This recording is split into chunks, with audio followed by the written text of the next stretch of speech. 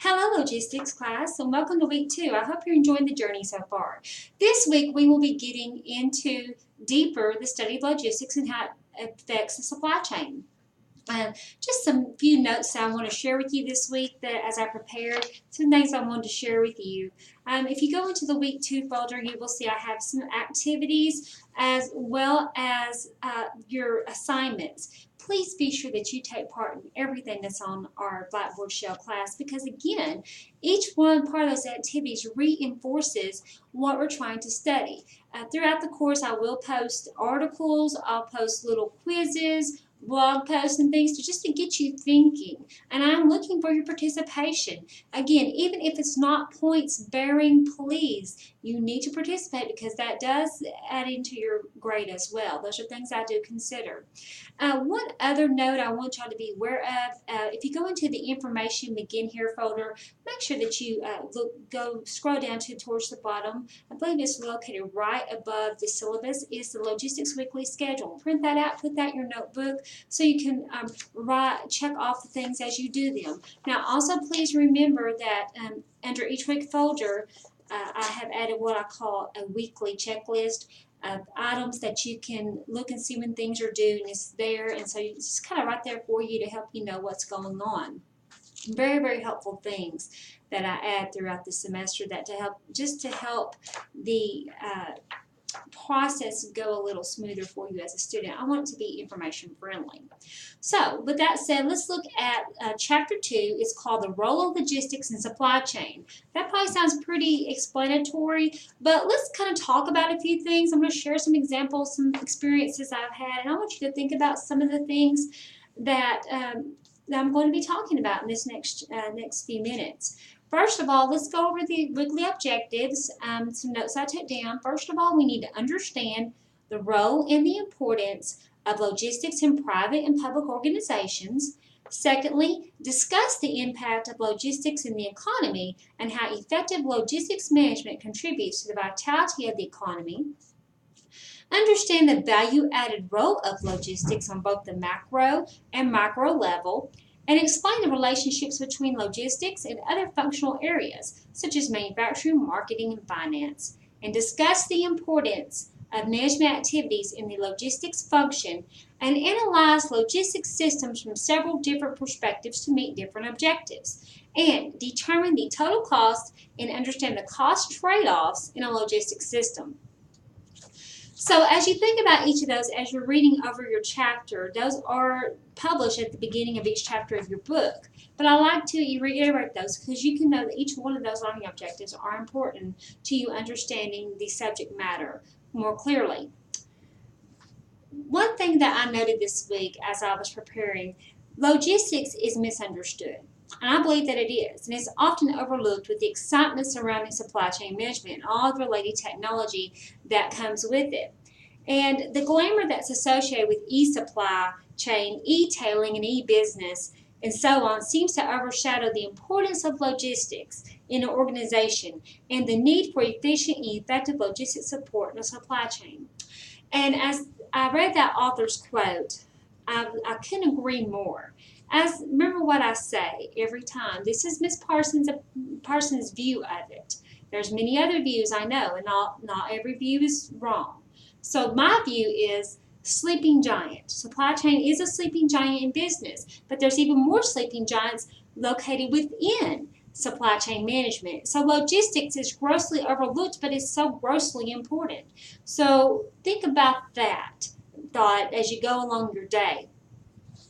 When we talk about the concepts of supply chain management and logistics, it must be compared to, or more appropriately related to each other.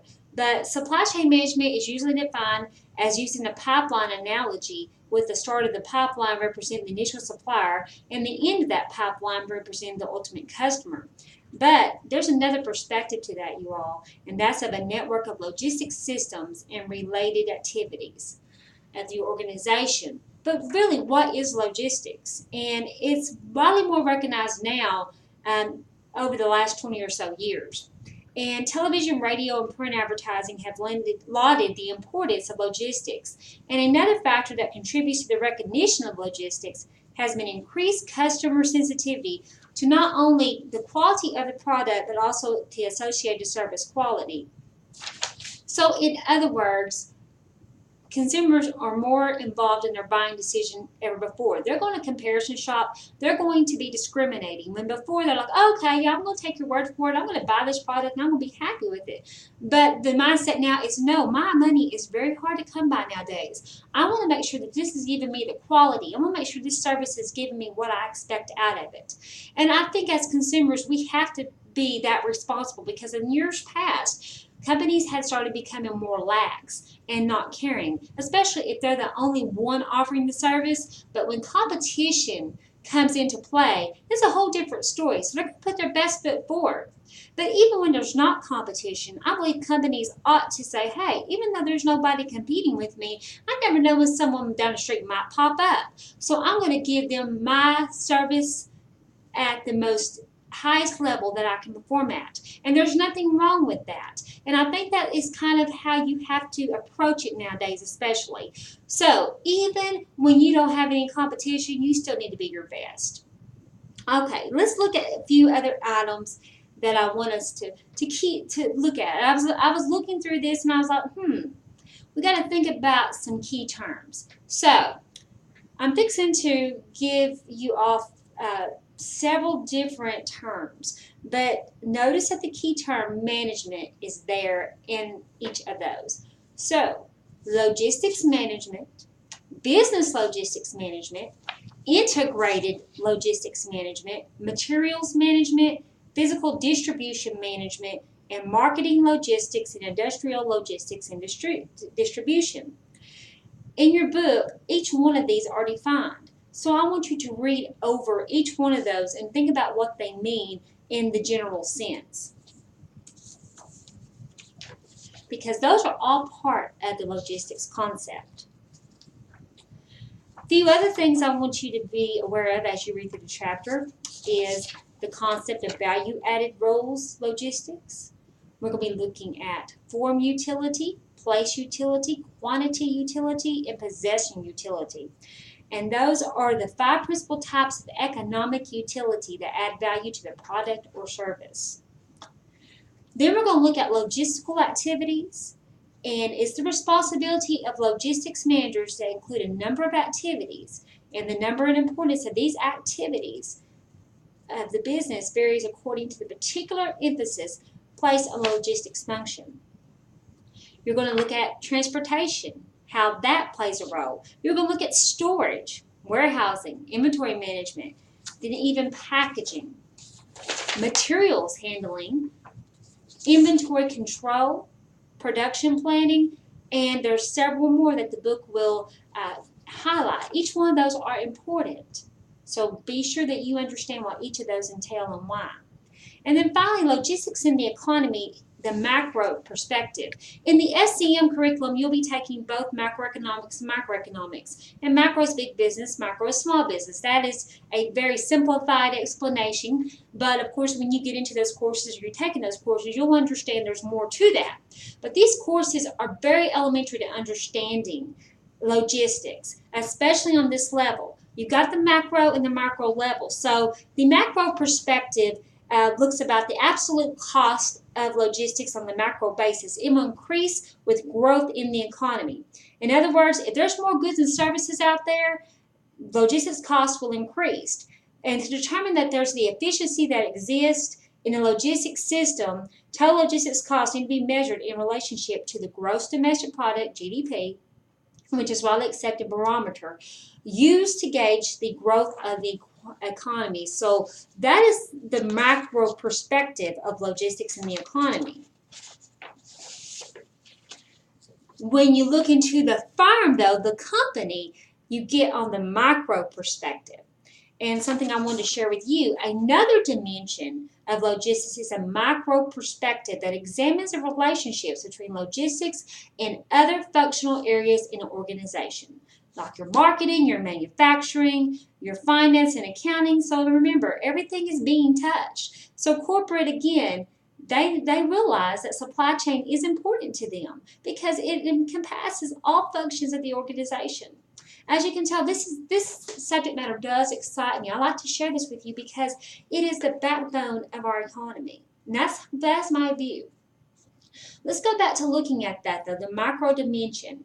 And it says logistics by its very nature focuses on processes that cut across traditional functional boundaries, particularly in today's environment with its emphasis on the supply chain.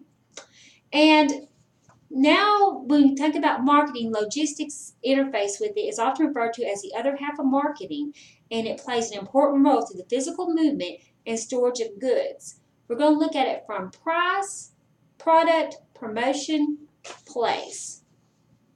The 4 Ps. Now, manufacturing and marketing are probably the 2 most important internal functional interfaces that has to do with the firm and the microeconomic perspective.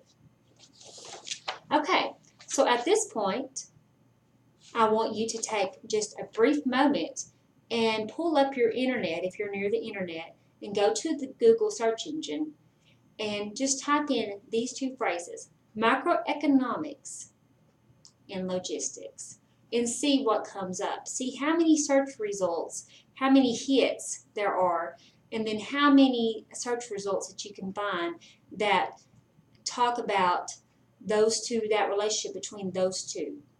And just take you some notes. You don't have to do this for points, but I do want you to do this as you think about that. Okay, I'll give you a few moments to do that. Now, logistics in the firm, we're going to look at factors affecting the cost and importance of logistics. We've got our order cycle and our competitive relationships. The book, again, covers the details regarding that. But you think about these 2 things, competitive relationships and order cycle. And it says, a well-accepted principle of logistics management is that order cycle length directly affects inventory levels. And then in competitive relationships, frequently competition is narrowly interpreted only in terms of price competition. Then we look at inventory effect and sustainability. And sustainability actually goes hand in hand with customer service. And then we're going to look at the transportation effect. And organizations can usually trade off increased transportation cost against decreased lost sales cost. Some food for thought there. Then we're going to look at product relationships. And a number of product-related factors affect the cost and importance of logistics. You look at the dollar value. The value of product typically affects warehousing, the inventory and transportation cost, and also density. And that's another factor that affects logistics cost is density, which refers to the weight and space ratio of the product. How much space is it taking up in your warehouse? And then finally, susceptibility to damage. Are my products that I'm carrying, I'm storing, are they being stored properly? Are they products that are very fragile, breakable? Are they perishable? Those are all things you've got to think about. And then special handling requirements. Right? That kind of covers what I've just said as well. If you're dealing with hazardous materials. And finally, you've got to look at the techniques of logistics systems analysis, total cost analysis. We're going back to that. Remember that we covered in Introduction to Supply Chain Management course? Well, we're revisiting that again, TCA.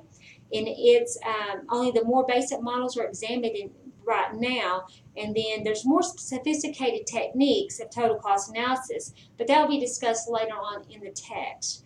And then we're looking at short-run and static analysis and long-run dynamic analysis. And these, again, are just more specialized functions of TCA, total cost analysis. And then we'll look at the different approaches to analyzing logistics systems. And there's 4 different approaches that I do want you to be aware of, and that's materials management versus physical distribution. That will be covered very much so in the inventory class in the spring. Cost centers, nodes versus links, and logistics channels. And then materials management versus physical distribution. This classification of logistics into materials management and physical distribution, inbound and outbound logistics is very useful to logistics management. We're going to look at the balanced systems that some organizations have. We're going to look at heavy inbound and heavy outbound as well as reverse systems. Some of these organizations have reverse flows of the outbound side of logistics systems. We're going to look more about what the cost centers are. and that's transportation, warehousing, inventory, materials handling, and industrial packaging. And then we got the nodes versus the links, and I bet you're going to wonder what that really is. And that's the third approach that analyzes logistics systems in an organization in terms of nodes and links. Nodes are fixed spatial points and with good stock for storage and processing, and links represent transportation network and connect the nodes and logistics systems. And we've got our logistics channels. That's the final approach to logistics system analysis. And the logistics channel can be simple or complex. And finally, logistics and systems analysis. That is one earlier section pointed out in our chapter that improvements in analysis and methodologies have facilitated the development of logistics. Essentially, a system is a set of interacting elements and variables, parts, or objects that are functionally related to one another and form a coherent group. And the systems concept is something to which most individuals have been exposed to at an early educational stage. Again, that is what the chapter is composed of. Please read and take notes and do Google searches as you come up against terms. There's a lot of information out there that's going to aid you in understanding what a logistics is. I hope you enjoyed this chapter. If you have any questions, please contact me. I am on the Hub campus, but you can contact me at 870-722-8261. Email me, rachel.parson@uscch.edu, or you can also contact me through the campus course mail here in Blackboard. I hope you have a great week.